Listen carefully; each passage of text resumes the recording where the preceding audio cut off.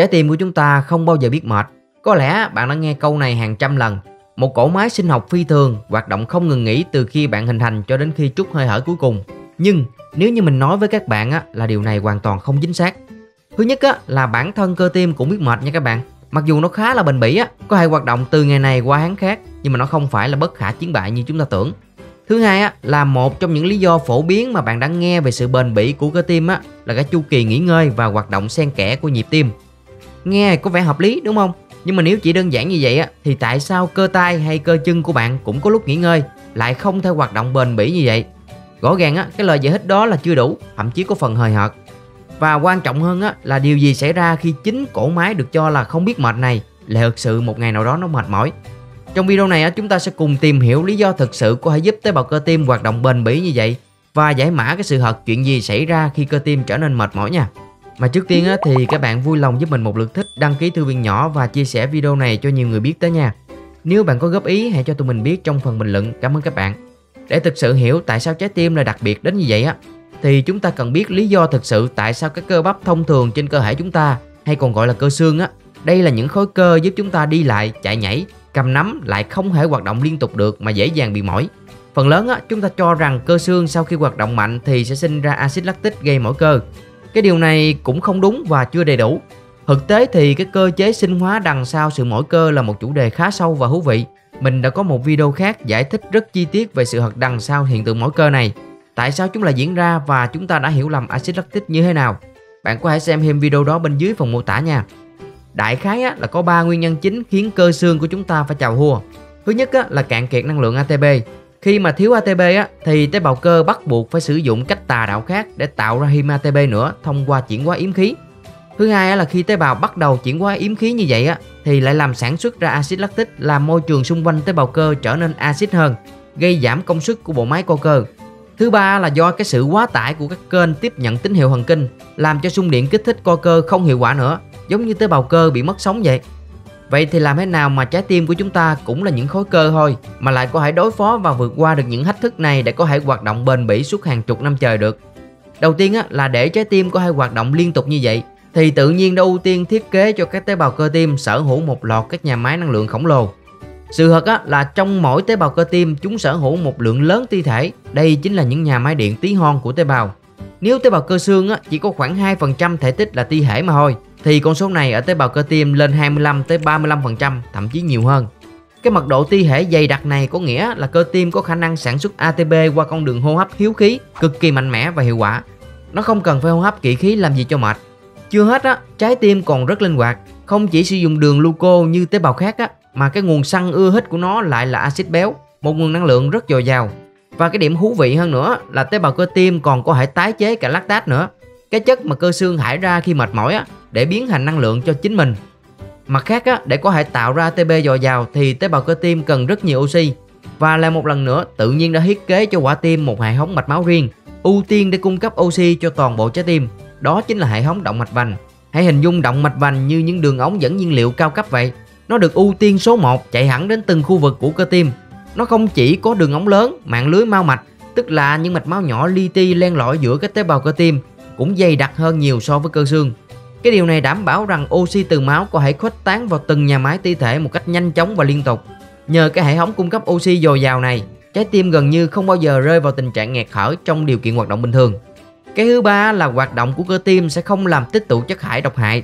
Bởi vì tim có quá nhiều nhà máy năng lượng hiệu quả cao và luôn được cung cấp đầy đủ oxy, nên nó không cần phải dùng đến con đường hô hấp kỵ khí, cái con đường dự phòng tạo ra axit lactic và làm chua môi trường tế bào như ở cơ xương.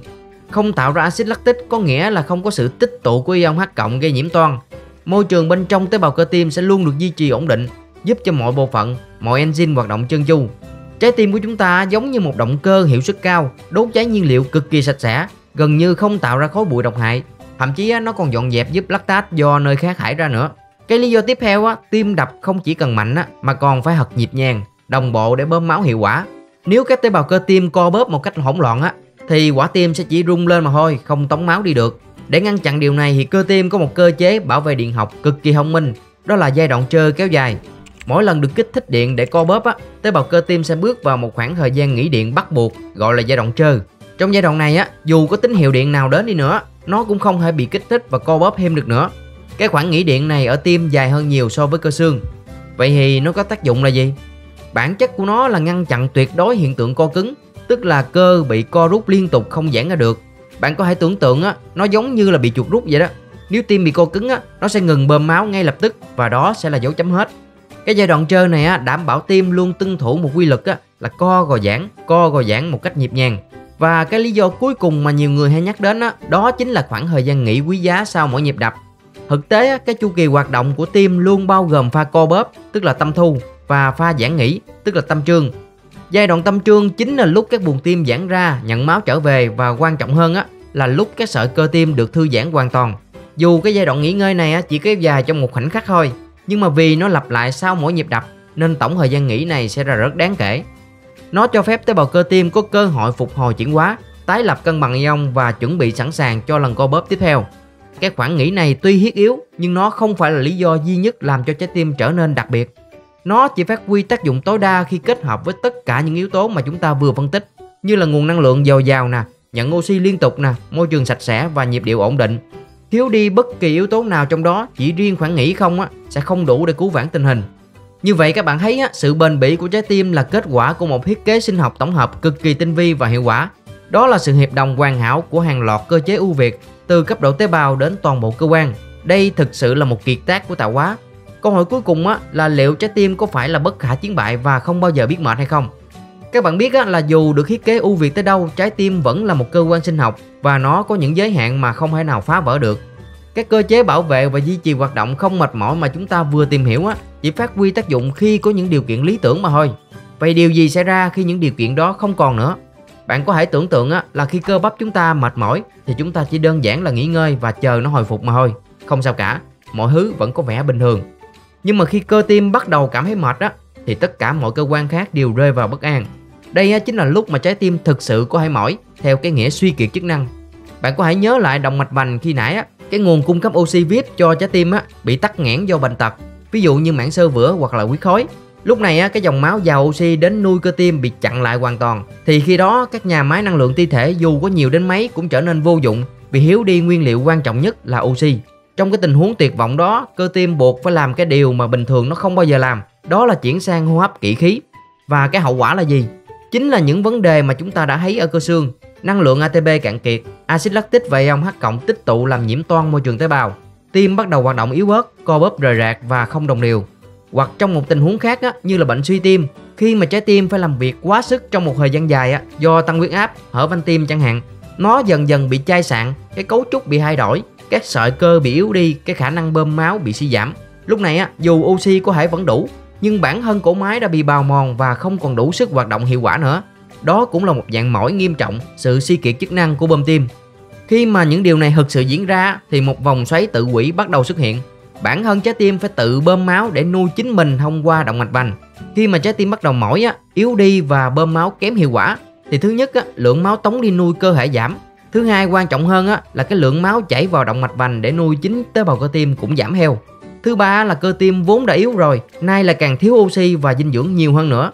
Và cuối cùng điều này lại làm cho nó càng yếu đi, bơm máu càng kém. Cứ thế mà vòng lặp này tiếp diễn. Đây chính là cái sự khác biệt cốt tử. Khi mà cơ tay bạn mỏi bạn ngừng lại, hệ tuần hoàn vẫn mang máu đến nuôi nó phục hồi. Nhưng mà khi cơ tim mỏi chính hệ thống tự nuôi dưỡng nó bị phá vỡ. Nó không thể trông chờ ai khác nuôi mình cả. Nó rơi vào tình trạng tự làm mình suy kiệt nhanh chóng.